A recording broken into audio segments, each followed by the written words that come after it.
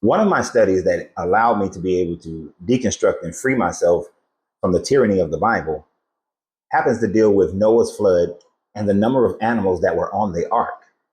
You see, I'm going to show you how in this study I realized the number of animals, where the animals came from, how the animals got back, and why there's a contradiction in the BS of the apologetics helped me to be able to deconstruct from the Bible and then construct myself in a format that freed me from the tyranny of said Bible. To understand this, we have to first start in Genesis 6, because this is where the animals are first being spoken of. And in Genesis 6, 19, it starts and says that, and of every living thing of all flesh, you shall bring two of every sort on into the ark and keep them alive with you. They shall be male and female, of the birds according to their kind, of the animals according to their kinds, of every creepy thing on the ground according to their kind. Two of every sort shall come into you, and keep them alive. Also take with you every sort of food that is eaten, and store it up, and it shall serve as food for you and for them. And it says that Noah did this. Now, like anyone who is first reading this, you can recognize that it says absolutely nothing about how the animals were able to get to Noah's Ark. How did penguins, who have never been seen in the fossil record, who have ever been further has never been past the equator, and since the Levant is north of the equator, how did penguins get there? There's zero archaeological evidence of penguins getting there. How did the kangaroo, which every fossil record of a kangaroo is only in Australia, but yet there are no fossils of kangaroos in their migration to be able to get to Noah's Ark, a migration that would have had to have begun centuries earlier in order for them to migrate to that land. Many Christians like to just say that God poofed them there, or God brought the animals to Noah. But there is absolutely nothing in the Bible that indicates that these animals were poofed up or brought to Noah. So that was my first thought. But then as you continue to read, and as we get to chapter 7, in verse 2, it says, take with you 7 pairs of all the clean animals, male and female, or a male and his mate, and a pair of the animals that are not clean, the male and his mate, and 7 pairs of the birds of the air, male and female, to keep their kind alive upon the face of the earth, of all the earth. For in 7 days he will send the rain upon the earth. And at the end, in verse 5, it says, then Noah did all that the Lord had commanded. In the earlier chapter, chapter 6, it only specified that you bring 2 of all animals, every, which means totality, no separation between clean and unclean. So there is a discrepancy here as to how many animals Noah actually took upon the ark. Of course, as a child, they show you the picture of all the animals being 2 by 2, whether clean or unclean. But at this time frame that Noah is writing this, there are no Levitical laws that separates clean and unclean, but yet in this writing, there is a distinction between clean and unclean animals, and 7 pairs of the unclean animals were brought into the ark. This creates a contradiction. I will get into the apologetics of what they say in a few minutes, but this is definitely a different number of animals that are coming on the ark. And just to finish this off, before we get into the apologetics and the science of all these things, let's look at what chapter 8 says about this exact same thing. Now in chapter 8, and we must read this part just to close it out, he says that starting from 16, to go forth from the ark, you and your wife and your sons and their wives, and bring forth with you every living thing that is with you of all the flesh, and birds and animals, and every creepy thing that creeps on the earth, that they may breed abundantly on the earth, and be fruitful and multiply upon the earth.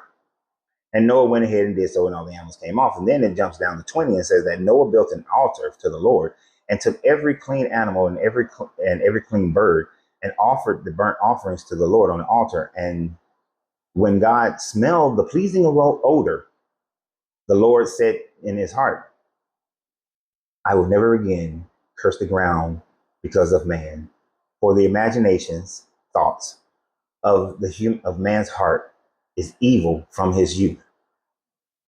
So effectively, when all the animals departed, Noah took one of every clean animal, and he sacrificed those animals in order for them to be a pleasing aroma to this God. And this God said, you know what? I made a mistake. I killed everything on the planet, but I'm never going to do that again because every thought from man is evil. Now, that is a repeat from what he said in Genesis chapter 6 earlier, where he said that every thought from man is evil. So therefore, the purpose of the flood becomes moot at this point.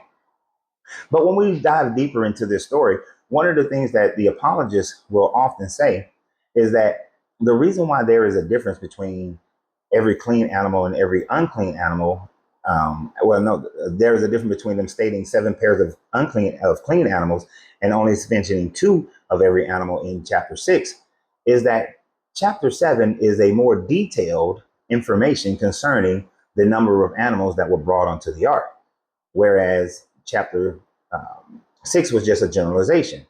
Now, this apologetic argument has been used before when comparing Genesis 1 and Genesis 2. Oftentimes, apologists will say that, well, Genesis 1 is a broad scope idea of what God had created, but Genesis 2 is more detailed. But of course, we know that there are discrepancies between those two, because in Genesis 1, the earth was created, and then all the animals, the plants and animals then were created, and then man was created. But in Genesis 2, man was created, and well, the plants were created, and then man was created, and then the animals were created. So all the creation aspects happened at different time frames. And in Genesis 1, man and woman was created at the same time and told to be fruitful and multiply. But in Genesis 2, man and woman were not created at the same time. And then the be fruitful and multiply did not happen until after they were kicked out of the Garden of Eden. So there are discrepancies within those, which indicates that they are written by 2 different authors at minimum, and they are written at different time frames with different political and religious agendas. The same can be said for Genesis 6 and Genesis 7, is that we have 2 different authors at minimum writing about the same story, but are writing at 2 different time frames with 2 different ideas. Obviously, Genesis 6 is written during a time frame before the thought of the Levitical laws of what is a clean and unclean animal, and they considered all animals to just be clean. And so therefore, it only mentions the fact that there are 2, that you just need to bring 2 of every kind. Genesis 7 and 8 demonstrates that it is being written after the Levitical laws have been established, and therefore there must be a separation between clean and unclean animals. And since a sacrifice has to be made where previously sacrifice was not being made in Genesis 6, we have to have an abundance of number of animals that are clean, so that a sacrifice would not destroy the ability for all the clean animals to be able to multiply on the earth. And plus, there is the idea that by having the unclean animals only be 2 and the clean animals be 7, it allows for more clean animals to be on the planet, so that this guy can continue to get his sacrifice. But there is even a larger problem that is at stake here. The larger problem is the fact that how did all the animals get to the ark? If animals like the kangaroo, who have only been indigenous to Australia, and we have only seen the bones in Australia, the fossil record, there are no fossil records of them going to the ark and returning back to Australia, when we know these animals only live there. The same thing can be said for a rattlesnake. Rattlesnakes only exist in the Western Hemisphere. Where's the fossil record of rattlesnakes being in the Eastern Hemisphere? There is no record. We can even look at the fact that camels and horses are indigenous to the Americas, and the fossil record proves it. This is a fossil record in Waco Monument Park, and it is a Camelope hysteris, which is the forebearer of the camel. And its migration over from the Americas into Asia occurred somewhere between the last 25,000 BCE to 12,000 BCE.